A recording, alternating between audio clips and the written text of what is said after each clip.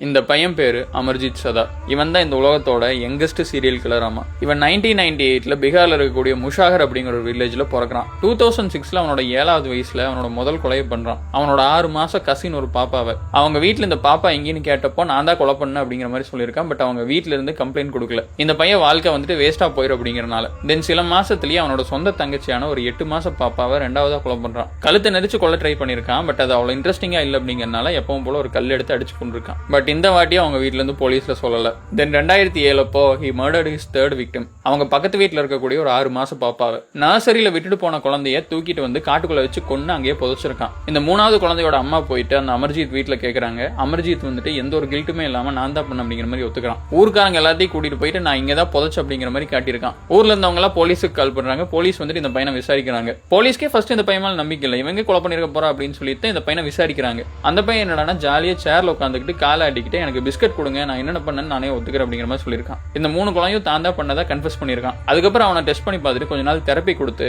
கொஞ்ச நாள் சிறுவர் சீர்திருத்த பள்ளியில வச்சுட்டு 18 வயசுல அவனுக்கு புதுசா ஒரு ஐடென்டிட்டி கொடுத்து அவனை ரிலீஸ் பண்ணியிருக்காங்க. இப்ப நம்ம நாட்டில் ஏதோ ஒரு இடத்துல அவன் வேற ஒரு பேர்ல வாழ்ந்துகிட்டு இருக்கான்.